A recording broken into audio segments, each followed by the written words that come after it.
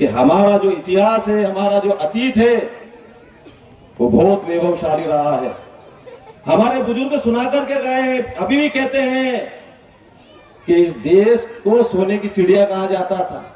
इसका मतलब ये नहीं है कि कोई सोने की चिड़िया बैठती थी, कुछ कारण होंगे कि सोने की चिड़िया कहा जाता था। दूध और दही की नदियां बहती थी, अर्थात बहुत संपन्नता थी, बहुत वैभव था।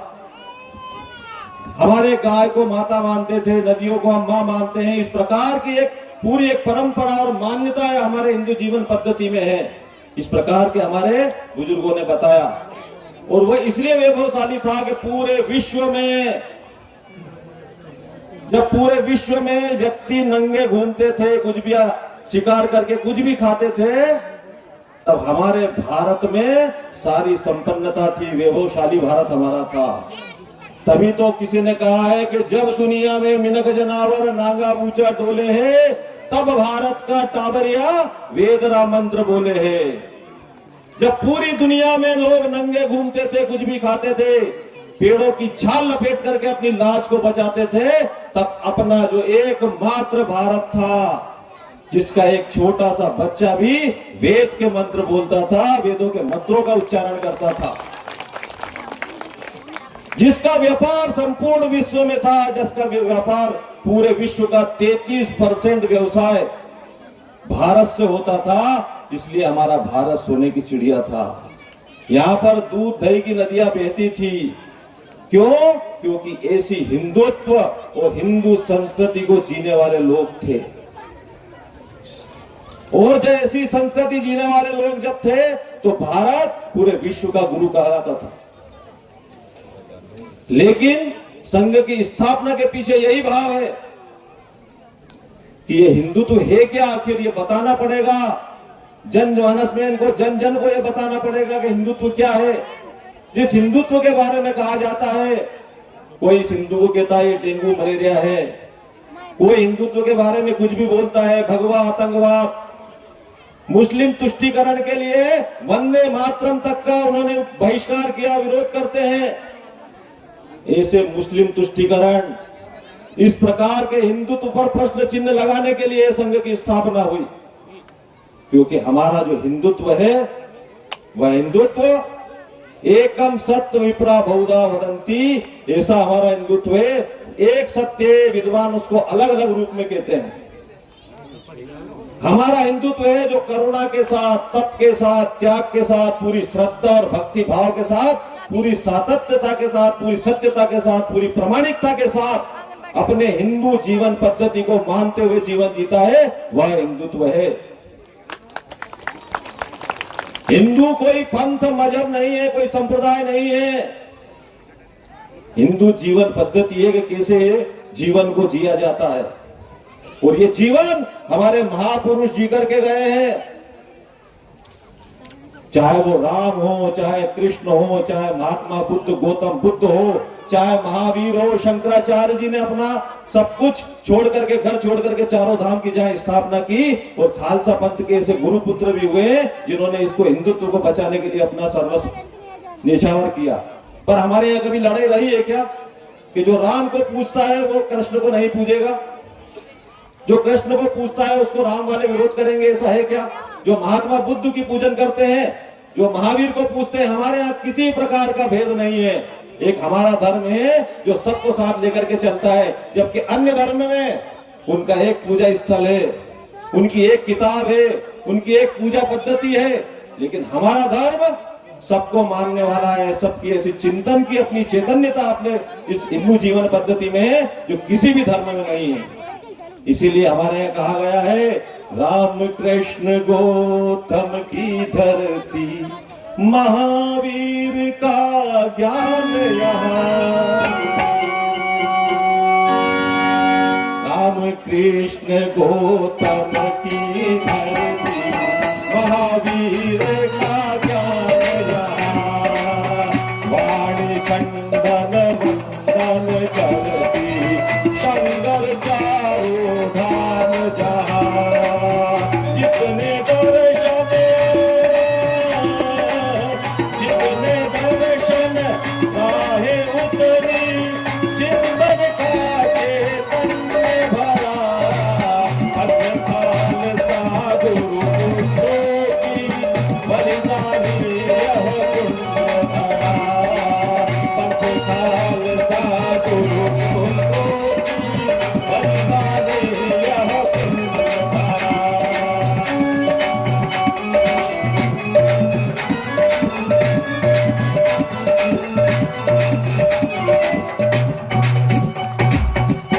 समय की सीमा है, संगीत में फिर सारा समय हो जाएगा और मेरे आप मतलब किसी भी आचरण मेरा गड़बड़ हो जाएगा संतों के सामने, इसलिए मैं केवल एक संगीत के माध्यम से बताया। तो राम क्या है? राम आदर्श है, मर्यादा है, ये हमको बता करके गए।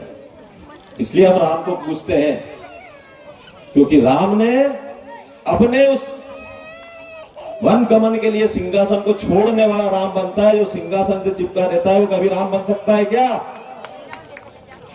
जिसका लक्ष्य अगर सिंहासन है वो कभी राम नहीं बन सकता। इसलिए कहा गया है कि पथ का अंतिम लक्ष्य नहीं है सिंहासन चढ़ते जाना, सब समाज को लिए साथ में आगे है बढ़ते जाना, इतना आगे जिसका कोई छोर ना हो, जहां पूर्णता मर्यादा हो, सीमाओं की डोर ना हो। जितना चाहे आगे बढ़ो लेकिन मर्यादा के साथ बढ़ो। ये किसने सिखाया? प्रभु श्री राम ने। जब पिता ने कहा कि तुम्हें वन में जाना है तो उन्होंने स्वीकार किया। लक्ष्मण गुस्सा हुए, उन्होंने कहा कि आप सेनापति हो राम जी, आपको वनवास होना है, राज तिलक होने वाला था, ये क्या हुआ? गजब हो गया, आप सेनापति है, हरा दो, महाराज दशरथ को जेल में डाल दो। लक्ष्मण तो थे क्रोधी, लेकिन प्रभु श्री राम ने क्या कहा कि जिस दशरथ की इस कलम में एक सफेद बाल आया मेरे पिता के, और उन्होंने कहा कि मुझे ये राज त्याग देना चाहिए, इसे पिता के लिए मैं मार दूं। कैसी बात करता है लक्ष्मण?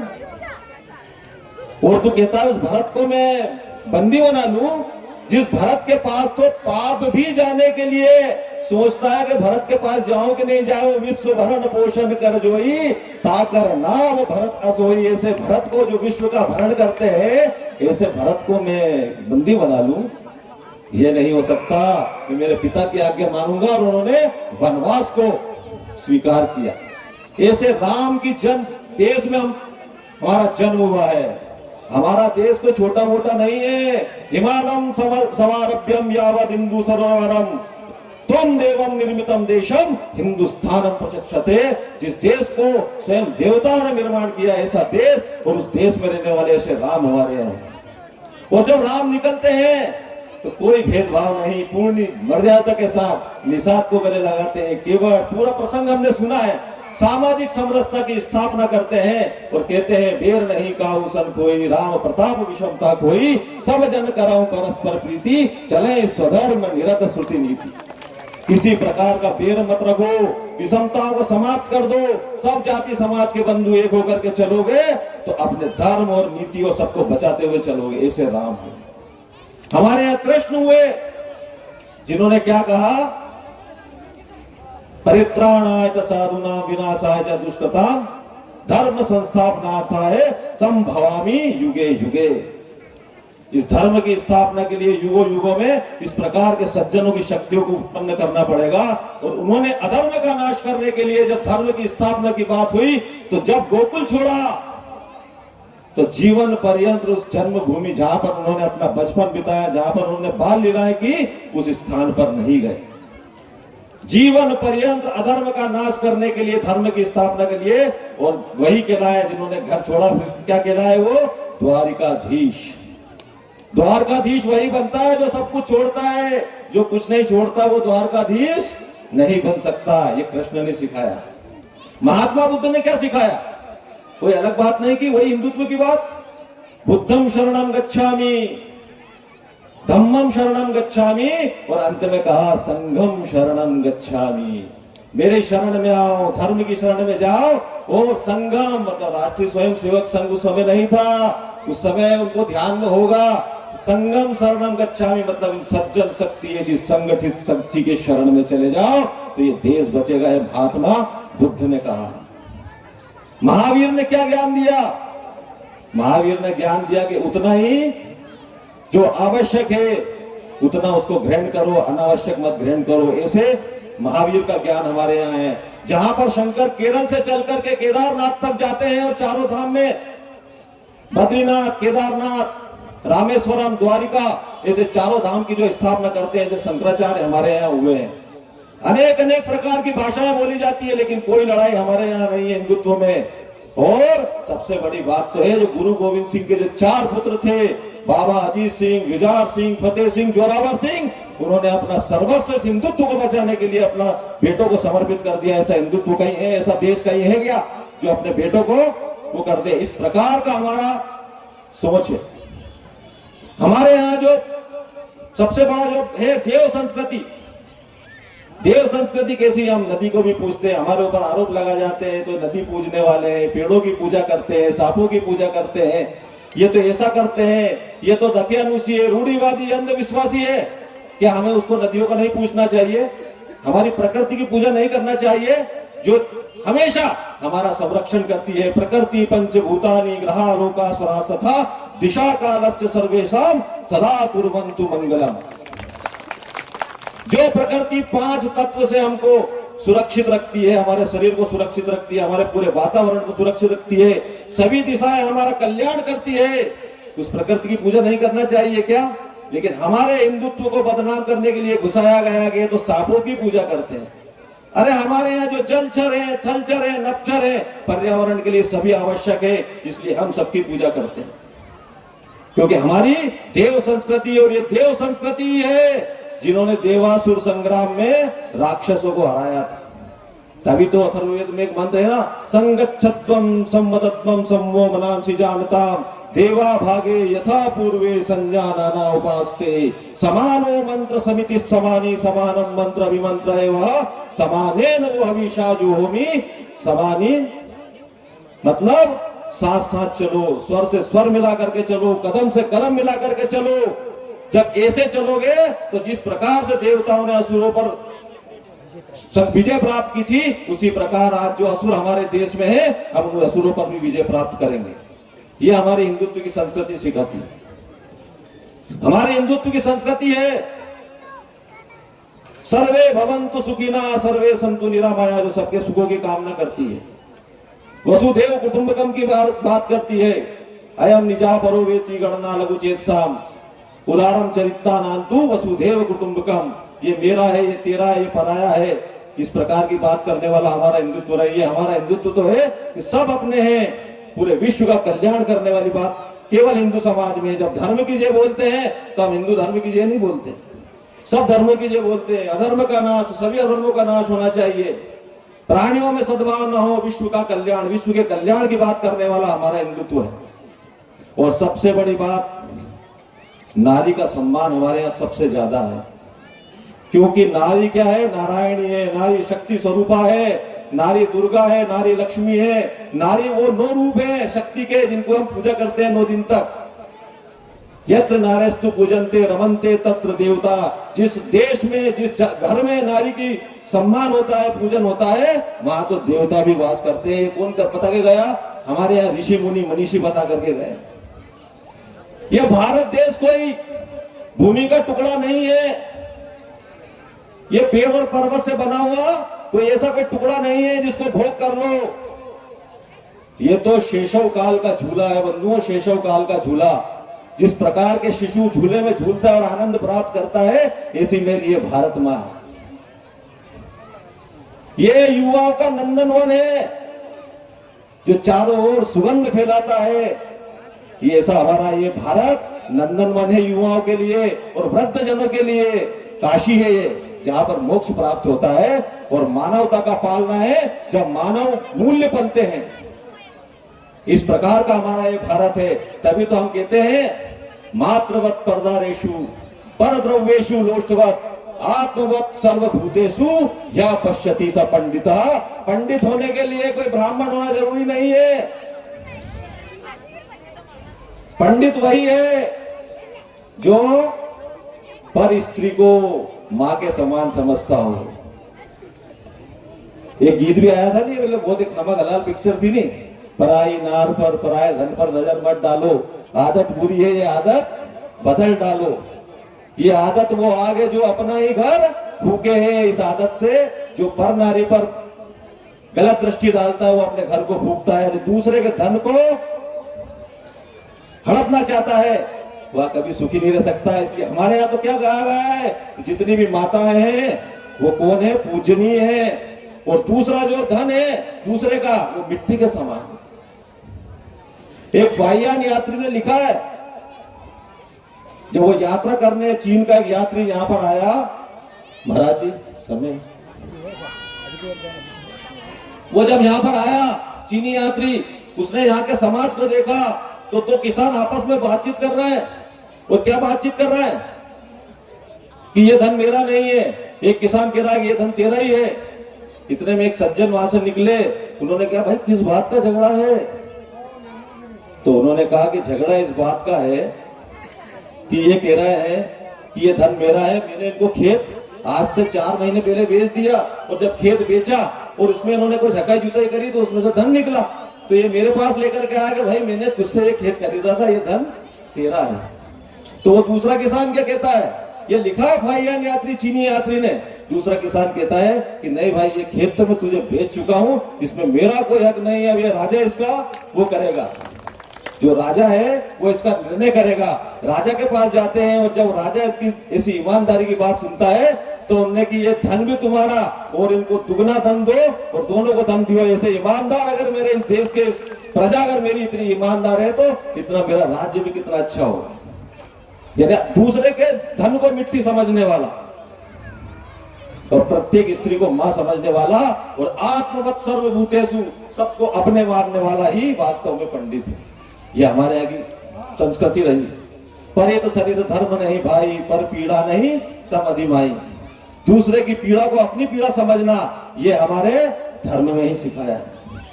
ये हमारा धर्म ही है जो इस भारत माता की पूजन करता है, इस माता को चंदन और वंदन करता है। इसलिए एक बहुत अच्छा गीत है, माँ भारती की स्वर्णिम, माँ भारती की स्वर्णिम माटी हमें चंदन, माटी हमारी पूजा, माटी हमें वंदन, माँ भारती।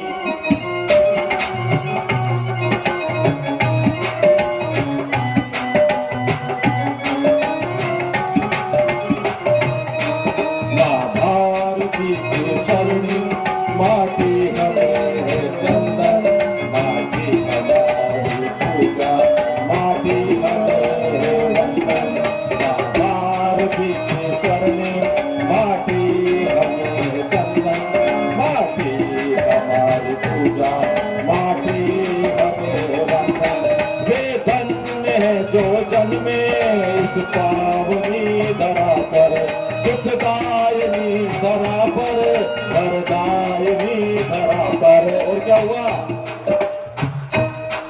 कभी राम इसमें खेले, कभी खेले नंद नंदन, माटी हमारी पूजा, माटी हमें वंदन, माँ भारती के शरण, माटी हमें चंदन, माटी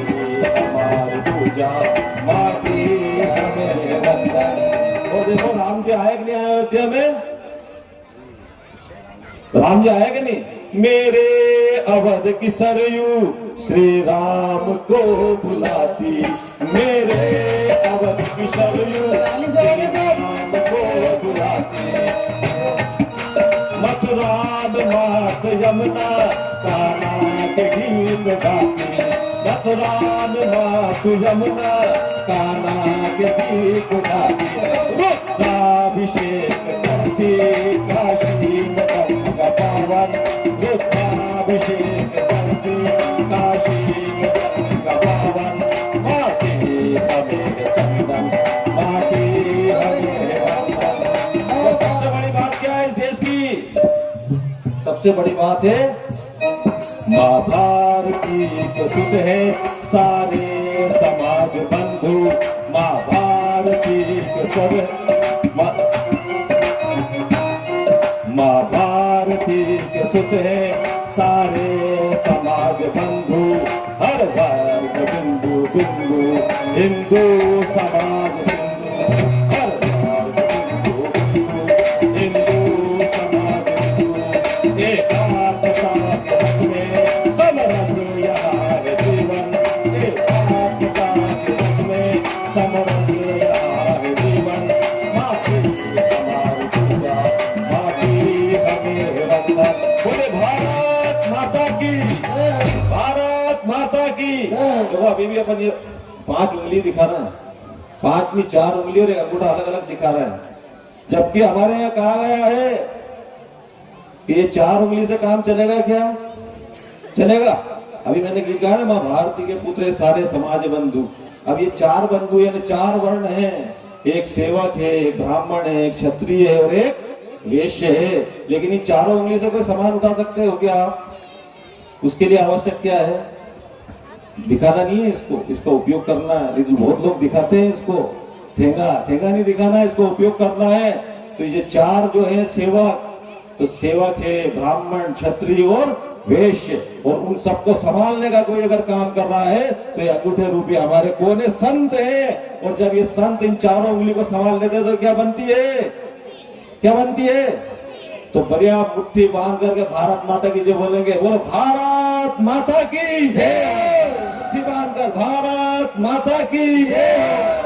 वो मुट्ठी क्यों बांधना चाहिए? हनुमान जी ने बांधी थी, मुट्ठी का मार महाकपि हनी, लंकनी थी ने, मुट्ठी का मार महाकपि हनी, रुधिर पमत धरनी धन मनी, नाम लंकनी निश्चर एका।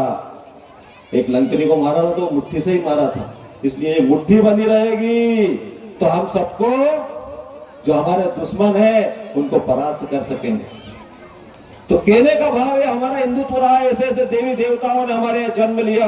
हमारे यहाँ कर्म का सिद्धांत है, जो जैसा कर्म करता है वो वैसे कर्म को प्राप्त करता है। ये कर्म सिद्धांत हमारे हिंदुत्व में समय की सीमा है, इसलिए मैं विषय को बहुत छोटा करता हूँ। इसलिए कर्म के सिद्धांत के साथ हिंदुत्व चलने वाला है, हिंदू की जीवन पद्धति है। हिंदू कोई अलग से संप्रदाय नहीं है। जैसे किसी किराना स्टोर पर अगर जाते हो तो वहां लिखा रहता है श्री राम किराना स्टोर, तो वहां अगर आप कहोगे कि आधा किलो किराना दे दो तो दे देगा क्या? उसके लिए अपने को क्या मांगना पड़ेगा कि 200 ग्राम बादाम दे दो, 200 ग्राम काजू दे दो। इसी प्रकार ये हिंदू है, इस हिंदू में ये सारी जाति व्यवस्था है, इसका कोई अलग से कोई संप्रदाय नहीं है, ये मत नहीं है। ये क्या है? हिंदू जीवन पद्धति है। और ये हिंदू जीवन पद्धति जब शाहजहां को औरंगजेब ने कैद किया तो क्या किया था कि इसको 1 रोटी दो और 1 बोटी दे करके इसको जेल में डाल दो। गर्मी का समय आया और गर्मी के समय शाहजहां ने कहा कि हे औरंगजेब, में तू मेरे इतना बड़ा तू राज्य कर रहा है, मुझे कम से कम पानी की मात्रा तो बढ़ा दे, मुझे पानी के लिए थोड़ा सा पानी बढ़ा दे। तो औरंगजेब ने उस गर्मी में भी उसको पानी को, जितना पानी वो देता था उतना ही दिया। तब शाहजहां ने कहा था कि अरे वो हिंदू जीवन, वो हिंदू ठीक है जो अपने मरे हुए पूर्वजों को भी पानी पिलाते हैं, तू तो जीते जीती हमें भी पानी नहीं पिला रहा है। ऐसा ही विधर्मियों का धर्म है। ये छोड़ने वाले नहीं है। जिन्होंने अपने बाप को नहीं छोड़ा वो आपको क्या छोड़ेंगे? बांग्लादेश में देख लो, पाकिस्तान में देख लो, जहां जहां से हिंदू घटा वहां पर कट गया। जिस भारत को आर्यव्रत कहा जाता था, जिसकी सीमाएं ईरान से लगती थी, जिसकी सीमाएं इंडोनेशिया तक लगती थी, आज उसकी सीमाएं हिंदुओं के घटने के कारण काम हुई। जहां पर गांधारी स्वयं राज करती थी, गांधार देश कहा जाता था अफगानिस्तान को, आज है क्या? क्योंकि हिंदू वहां से गया, समाप्त हुआ। पाकिस्तान में आज 1% हिंदू, बांग्लादेश में 28% था, आज 8% है। ना मालूम वो भी है कि नहीं है। रोज हत्याएं होती है। तो इन पर कभी त्यागी जी ने कहा है भरोसा नहीं करना। ये विधर्मी है, ये अपना अधर्म दिखा करके मानेंगे। तो इस प्रकार के हमारी हिंदू जीवन पद्धति के साथ जीने वाला ये भारत बने, इसलिए राष्ट्रीय स्वयंसेवक संघ की स्थापना हुई। उस राष्ट्रीय स्वयंसेवक संघ की स्थापना के पीछे यही भाव है कि हिंदू समाज का संगठन, जितने भी विधर्मी हैं, जितने भी अत्याचारी हैं, हमारे जो परिवर्तन होने वाले 5 प्रकार के परिवर्तन अभी दीदी ने बताए हैं, अभी संत हमारे संत वृंद भी बैठे हैं, वो बताएंगे। इन 5 परिवर्तन को पूरा समाज मिलकर के करेगा, तब जाकर के हमारी संस्कृति और संस्कार बचेंगे। वरना अगर हम पाश्चात्य संस्कृति में डूबे रहे तो क्या स्थिति होगी कि हमारी संस्कृति को ढूंढना पड़ेगा हमको। इसलिए कवि ने बहुत अच्छी कविता लिखी है कि संस्कृति और साहित्य को लग गया है कांटा, जैसे बूढ़े गाल पर कोई युवा मारे चाटा। युवा मारे चाटा, रैंप पर क्या फैशन है, अंग उगाड़े कला, कहते यही मेरा नेशन है। ये फैशन सो चलते हैं। ये पाश्चात्य संस्कृति की बात अभी रिंकू दीदी ने कही, किस प्रकार से हमको अपने पथ से अलग कर रही है, अपने आप को नष्ट करने का काम कर रही है संस्कृति को। कि कौन पढ़े पुस्तकें यहाँ पर समय सभी का फिक्स, कर्णप्रिय संगीत में भी घुसा दिया रिमिक्स, सभी के तन मन डोल रहे हैं और हम मन में सोच कर खड़े हैं वो क्या क्या बोल रहे हैं। इसलिए चेते जागे छोड़े सारे नकली भेष, वरना ढूंढते रह जाएंगे कहां संस्कृति से।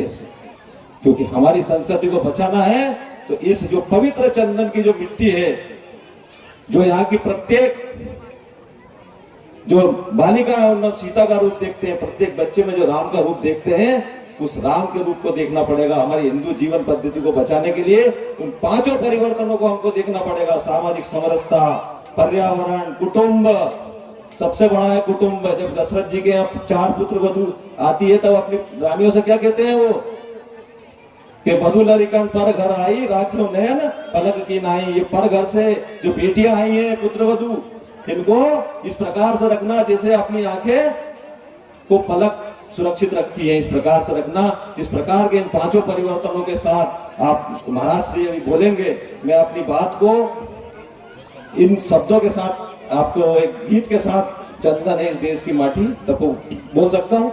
गुरुदेव,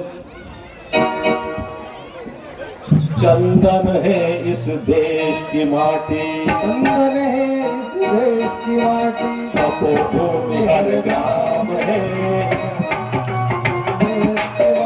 तपोभूमि हर ग्राम है, हर गाला देवी की प्रतिमा, बच्चा बच्चा राम है, बच्चा राम है। चंदन है इस देश की माटी, तपोभूमि हर ग्राम है, हर गाला देवी की प्रतिमा, बच्चा बच्चा राम है, बच्चा बच्चा राम है। तो क्या विशेषता है इसकी? कभी ताली से बजाता, शंख बजाता, जागा सवेरा शंख बजाने से होता है। ताली बजाइए आप सब लोग। शंख बजाता लोरी गाती शाम है, जहाँ सवेरा शंख बजाता लोरी गाती शाम है, हर माला देवी की प्रतिमा, बच्चा बच्चा राम है, बच्चा बच्चा राम है। चंदन है इस देश की माटी, तपोभूमि हर ग्राम है, हर गाला देवी की प्रतिमा, बच्चा बच्चा राम है, बच्चा बच्चा। और यहाँ पे सैनिक हैं जो देश की रक्षा करते हैं। जहाँ के सैनिक समर भूमि में गाया करके जीता है, जहाँ के सैनिक समर भूमि में गाया करके जीता है, जहाँ खेत में हल के नीचे निगला करके जीता है, जीवन का आदर्श यहाँ परमेश्वर का नाम है, हर बाला देवी की प्रतिमा, बच्चा बच्चा राम है, बच्चा बच्चा राम है, बच्चा बच्चा राम है। बोलो भारत माता की। मैं इसी कामना के साथ कि इस पूरे गांव का मंगल हो, सभी जहां पर जहां गांव है अपना पानखेड़ी, यहाँ के लोग सुखी हो, संपन्न हो, सुख और दुख में एक सभी हमारे भाइयों का भाग हो, कि सबकी नसों में पूर्वजों का पुण्य रक्त प्रवाह हो, गुणशील साहस तथा सब में भरा उत्साह हो, सुख और दुख में एक सा सब भाइयों का भाग हो, और अंतःकरण में गूंजता बस एक ही राग हो। कौन सा? अंतःकरण में गूंजता बस राष्ट्रीयता का राग हो। देश प्रथम, ये भारत रहेगा तो ये संस्कृति बचेगी, ये सब देवी देवताओं के मंदिर बचेंगे। इसलिए इस हिंदुत्व को बचाने के लिए हम सबको आगे आना पड़ेगा, क्योंकि पूर्वजों ने अपने रक्त से इसको सिंचित किया है। इसलिए मैं आप सबको बहुत बहुत धन्यवाद। आपने मेरी बात को सुना, मैंने थोड़ा समय ज्यादा लिया, इसलिए मैं आपसे क्षमा भी चाहता हूँ।